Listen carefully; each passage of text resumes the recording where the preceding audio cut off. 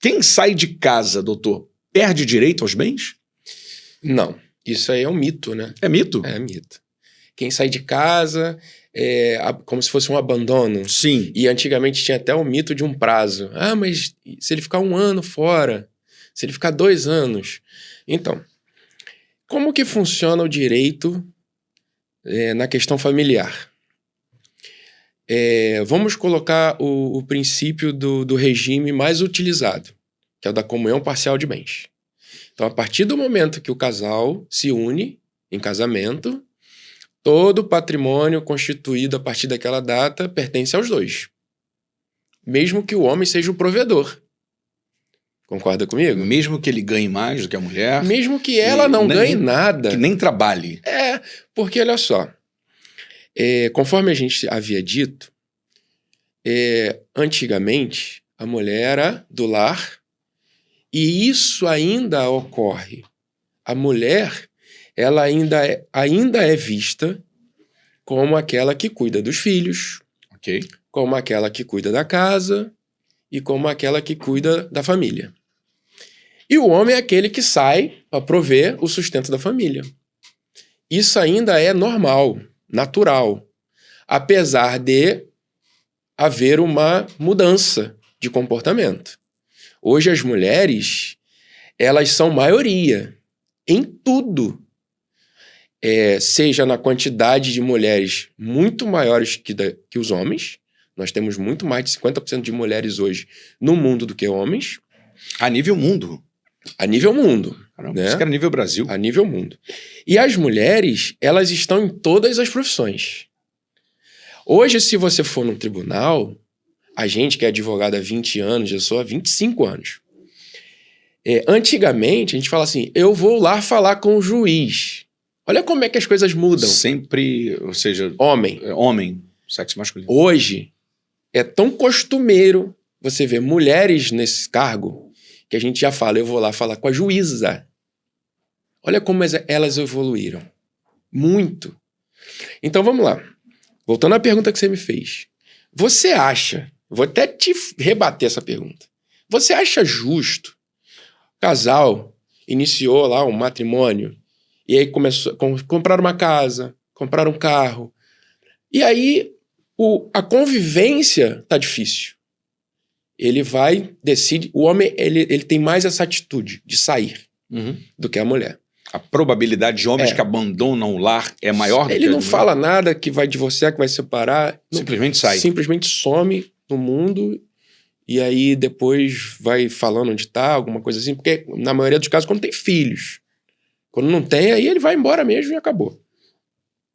Você acha justo, só porque ele tomou atitude, ou ela também tomou atitude, perder tudo que constituiu junto? É claro que não. Eu não acho justo. Não é justo. Se construíram um patrimônio juntos, devem dividi-lo de forma justa. Não é justo. Então, esse mito é que as pessoas já... Porque se eu sair... A mulher sofre a violência doméstica. Hoje ela tem a Lei Maria da Penha. Hoje não, muitos anos já. E aí dá o direito dela pegar uma medida protetiva e se defender e afastar ele do lar. Mas, às vezes, ela sai. O medo é tão grande que ela sai. Aí você acha justo ela perder tudo só porque ela saiu. Qual é a posição do Dr. Anderson brasileiro para o homem? O senhor falou que a grande maioria que sai de casa são os homens, ok? O que o senhor acha? É uma atitude covarde, doutor? De um homem que sai de casa sem aviso prévio, deixando os filhos. Isso é covardia, na sua opinião? Eu vou dar a minha opinião mais sincera possível. Por favor. Eu só não acho que é covardia, como eu também acho que o homem, pela sua fraqueza intelectual, porque as mulheres são muito mais fortes que o homem. Estou dizendo na questão intelectual, psicológica. Eles acabam desestruturando não só fisicamente a família, como também psicologicamente. Porque, como eu havia dito hoje, o casal que tem filhos não pensa nos filhos na hora da separação e do divórcio. Os filhos acabam não sendo prioridades naquele momento. Não são prioridades. A prioridade é deles. Eu estou dizendo deles porque em nenhum momento a gente vê naquele ato. né? Vai se discutir isso depois. Pensão, guarda, visitação. Isso muito depois. Talvez porque a criança vai crescendo e vai sentindo falta do pai ou vai sentindo falta da mãe. Mas esse ato, você botou muito bem. É um ato extremamente covarde. Eu não tenho medo de falar, eu sou homem, você... Eu não tenho medo de falar que isso é um ato extremamente covarde. Todo homem que sai de casa sem que haja uma discussão previamente sobre a separação, ele está praticando um ato de covardia, na sua opinião. Na minha opinião. Como é que é feito um casamento? Os dois conversam, se conhecem, namoram, em alguns casos ficam noivos. Sim. E aí começam a decidir sobre o casamento. É assim, é o normal, né? Sim. Até que hoje a gente vê uma sociedade diferente, mais moderna, mais rápida, né? Não Mais dinâmica, acontece né? muito isso. Mas eu, quando casei, eu era muito novo. Eu casei com 26. Mas antes disso, eu conversava com a minha esposa, né? Eu estou fazendo faculdade. Então preciso terminar minha faculdade. Eu preciso tirar minha carteira da OAB. E eu preciso ter uma casa própria. E aí a gente casa.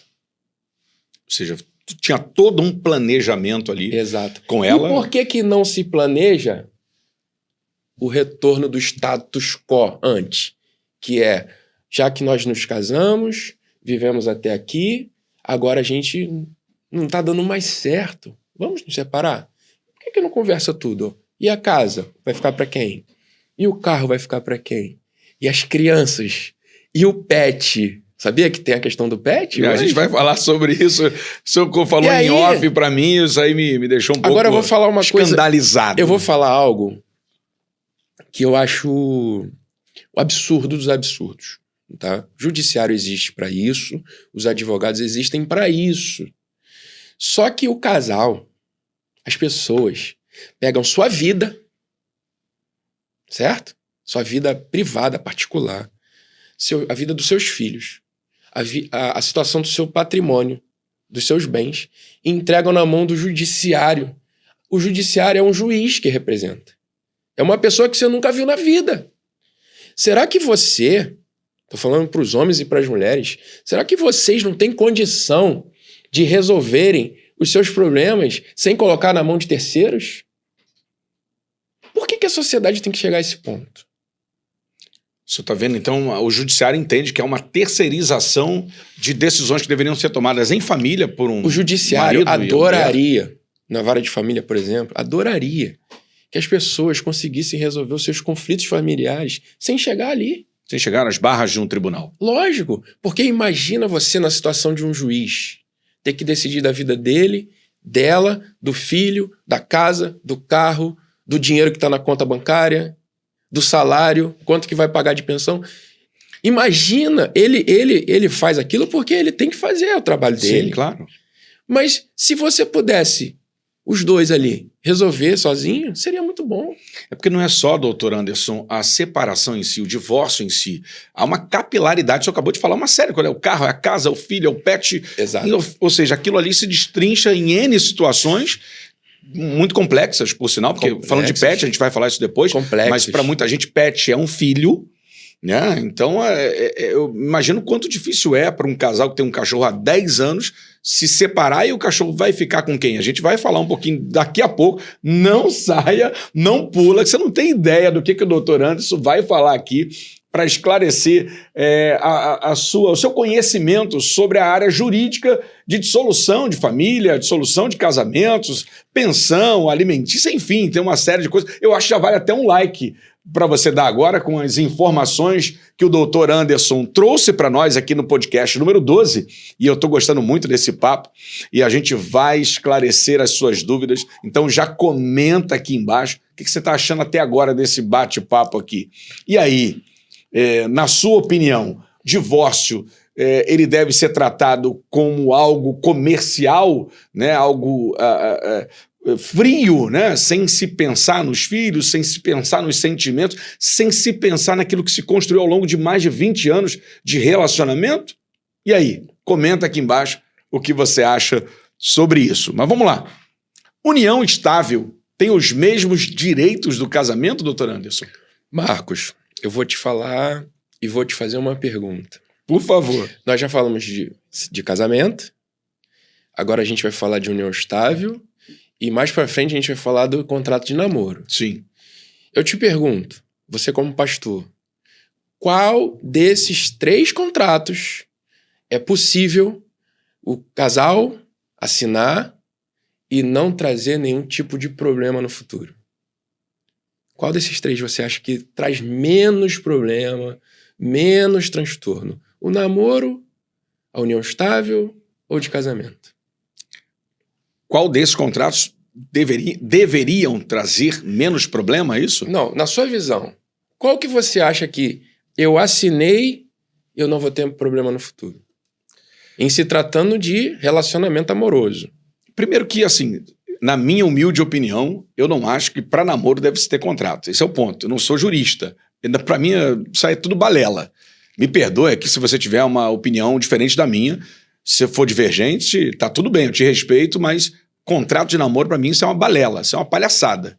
Essa é a realidade. Para mim, eu sou muito contundente em relação a isso. Para mim, existe casamento, irmão. Ponto.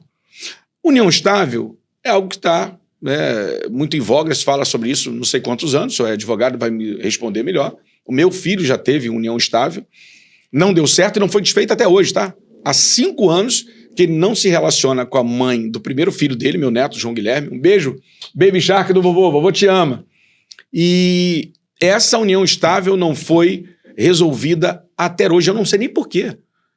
Porque assim, o casamento é mais complexo, mas se resolve, entre aspas, com mais facilidade. Para mim, o que vale em termos de contrato é de casamento. Ponto.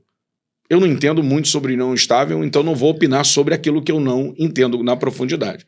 Mas, respondendo a sua pergunta, eu entendo que talvez seria mais fácil. Contrato de namoro é menos complexo? Não sei. Eu vou te responder. Por favor, me esclareça, me ajude, porque eu sou analfabeto jurídico, gente. O melhor contrato é não fazer contrato algum. Opa, doutor, peraí, aí você vai ter que repetir essa daí. Calma aí, isso daqui me embolou a cabeça aqui, me embolou a minha careca. Como é que é o negócio? A gente quer saber o seguinte, qual tipo de contrato não traz transtornos ou problemas Casamento, futuros? união estável ou contrato de namoro? Não namorar, não noivar e não casar. Porque onde há 2 pessoas, ali vai haver problema.